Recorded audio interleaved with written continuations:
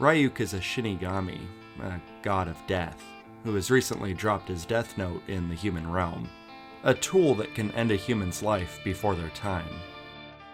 Light Yagami is an exceptional high school student who happens to notice the death note fall into the schoolyard during class. At first glance, it seems like a joke, but it piques his interest, and he winds up taking it home.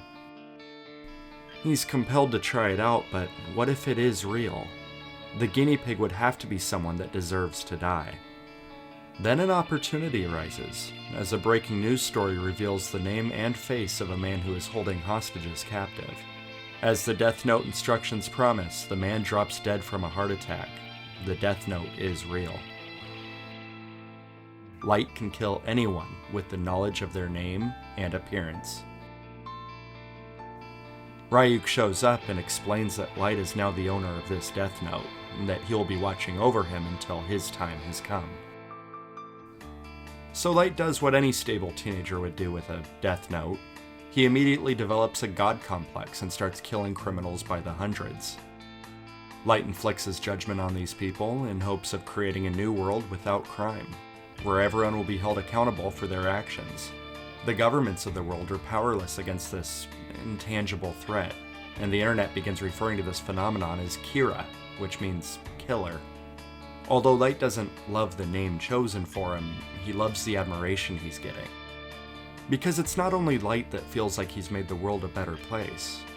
Many people believe in Kira to be a savior.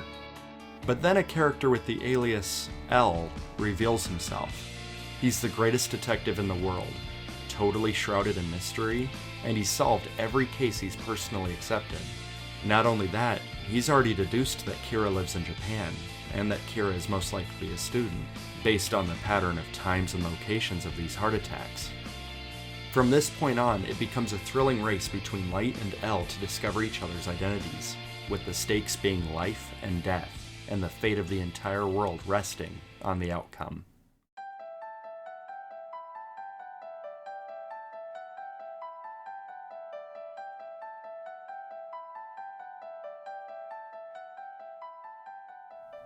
The Japanese police force begin assisting L, while he is able to quickly determine the limitations of Kira's power. And at the same time, Light is also testing the capabilities of his notebook, with access to criminal information since his father is the police chief. L figures out that Kira must have insider information from the police, and the list of suspects is already narrowed down to make Light one of the top suspects. Death Note wastes no time messing around. Right from the start, Light is always one mistake away from being caught, all while trying to stay one step ahead of L. Everything in Death Note is reactionary. Every time Light or L makes a move, it's usually a trap.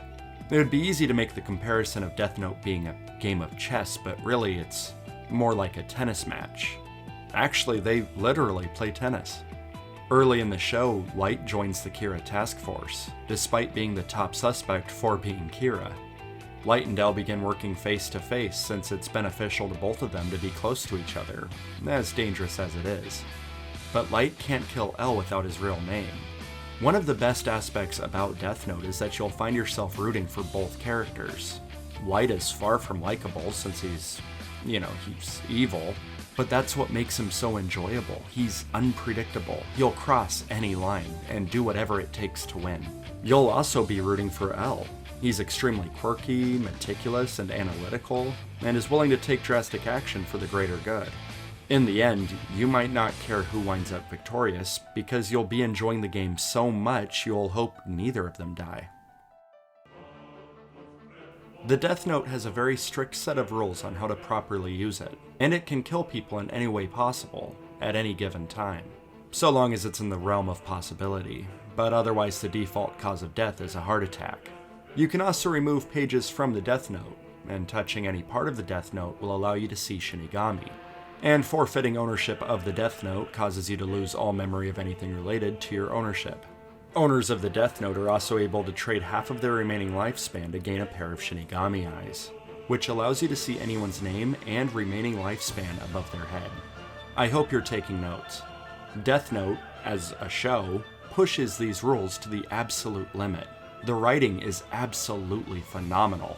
It's exciting, it's clever, and it's a total roller coaster. As the show progresses, Light shows his true colors, using people through seduction or false friendship. He lacks empathy, he's insincere, he's selfish, and above all else, he's an extremely good strategist. There's a point in the show when Light has his memory erased by forfeiting ownership of the Death Note. There's a good chunk of the show where Light is completely unaware that he himself is Kira.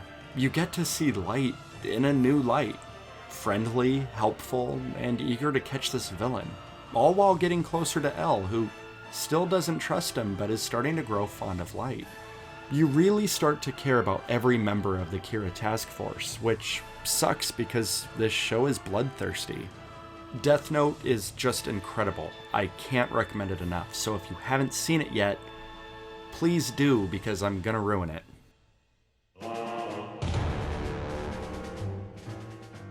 Two-thirds of the way through the series, Light finally manages to kill L, and replace him without any suspicion. Light has gotten everything he ever wanted, and we jump 5 years into the future. So this is both devastating and a bit jarring, because the rivalry between Light and L is the heart and soul of the show. But we're almost immediately introduced to Mello and Nier, the successors to L from where he was brought up. Mello decides to pursue Kira on his own, without aid from his family, and Nier begins his own task force. So not only the role of L, but practically the character itself is split between two people. The final act of the show mixes stuff up a bit and changes key elements, and it sticks out like a sore thumb. But how does this affect the show? Is it still worth praising? Or even worth finishing? It is. Big time. Death Note is wonderful.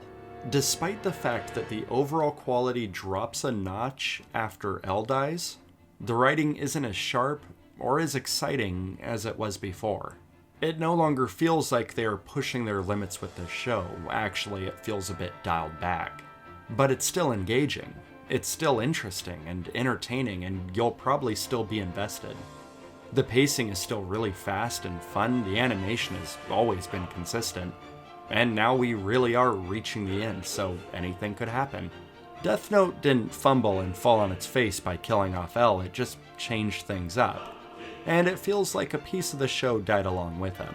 But I can't stress enough, the first 25 episodes of Death Note are almost perfect.